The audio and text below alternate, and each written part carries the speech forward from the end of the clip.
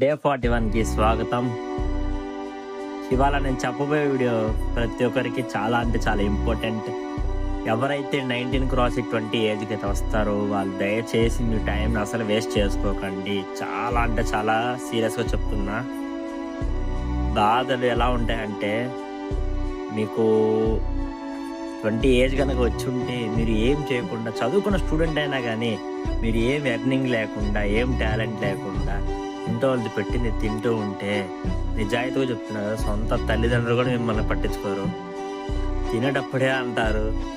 చాలా ఫేస్ చేయాల్సి వచ్చింది. ఎందుకంటే ఆ ఏజ్ అనేది మనకి చాలా గోల్డెన్ ఏజ్. ఆ ఏజ్లో మనం ఎంత కష్టపడితే రేపు ఫ్యూచర్లో మనం అయితే అంత సక్సెస్ అవ్వడానికి ఛాన్స్ ఉండిద్ది.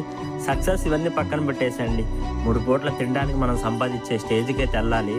సో దాన్ని బట్టి ఏం చేయాలి, ఇంట్లో వాళ్ళ దగ్గర వాల్యూ ఏది రావాలన్నా కానీ మీరు ఖచ్చితంగా ఏదో ఒక పని అయితే ఖచ్చితంగా చేయాలి.